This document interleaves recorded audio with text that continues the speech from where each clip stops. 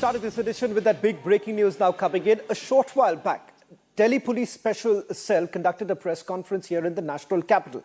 This was about the arrest of wanted terrorist, Hizbul Mujahideen terrorist Javed Matto. And an exclusive news break, Republic has now learned that Javed Matto was Syed Salahuddin's right-hand man. Matto, in fact, was being sent to carry out a series of attacks across India. Resident of North Kashmir's Baramulla district, Javed Matto was active for over 1 decade. Matto, in fact, was a resident of Kushal area of Supor and was active since 2010. He was designated as A++ category commander in the police records.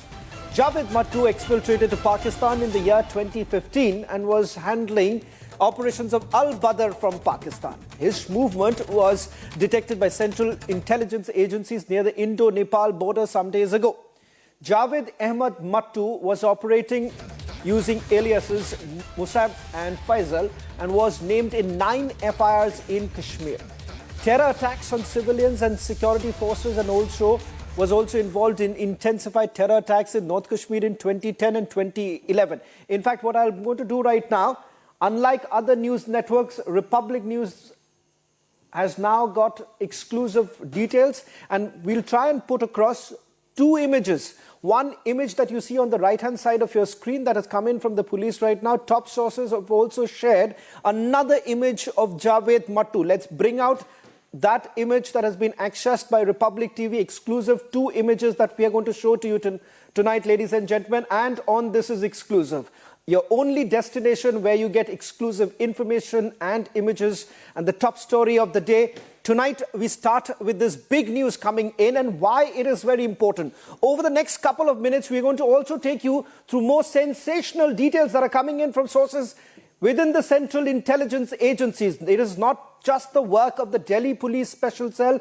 It turns out that the Central Intelligence agencies have been tracking his movement for a very long time. How did the tracking essentially take place? When did Javed Matto cross over to Pakistan? When did the instructions really come in from Pakistan? Who in Pakistan had sent those instructions to Javed Matto? And more importantly, was he given the specific target to carry out attacks across India? And if so, which were the places that were on the radar of Syed Salahuddin? Remember, Syed Salahuddin has been completely neutralized in terms of its operations in Jammu and Kashmir, with the network, the OGW network, completely being demolished by our security forces in Kashmir Valley. Syed Salahuddin happens to be completely weakened. Let's quickly put that out. 2 images that have been accessed by Republic TV, only news network. 10 minutes into our broadcast, 2 images that we are getting to you minutes after that press conference done by Delhi Police Special Cell. Republic TV, the only news network. Once again, reiterating, only news network with the full details of Javed Matto, the dreaded terrorist that was arrested by the Delhi Police Special Cell. We'll also try and go across to my colleague Gursimran as well as Akil. We'll put out both the images right now. On the right-hand side is yet another image. Let's put out the old image.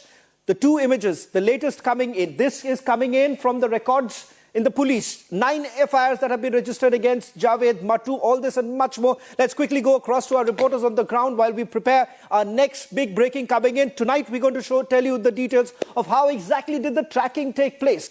Important to point out here, satellite phones were also actually used. We're going to put out the details of the satellite phone numbers also. The numbers that were actually on the radar of the Central Intelligence agencies. Let's just remove the picture of Syed Salahuddin right now and show you the 2 images of Javed Matto. And those are the 2 images which will show. One which was recently taken soon after the arrest, and one which is part of the police records, which both the images have been accessed by Republic TV.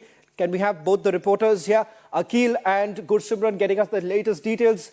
Gursimran is joining us with that big breaking news now coming in. Gursimran, full details, only channel getting us the full details of how exactly did the tracking take place. So let's put that out for all our viewers who are tuning in right now to understand what really happened. While the Delhi Police Special Cell has only put out a little bit of information, other news networks haven't been able to catch up as yet. Tonight, first, let's take our viewers through who this man is. Who is this dreaded terrorist? Why is this arrest that has been made so very significant? So let's put that out. Full details of who exactly is Javed Matto.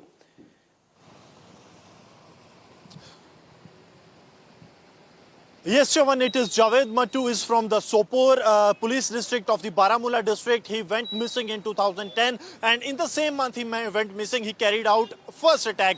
He was wanted in 9 attacks that were carried out on security forces and civilians, and also that post 2009 and 10 unrest post what we have seen in Jammu and Kashmir. He carried out multiple attacks on the civilians in the Sopore in 2010 and 11, after which he was listed as A+A category terrorist.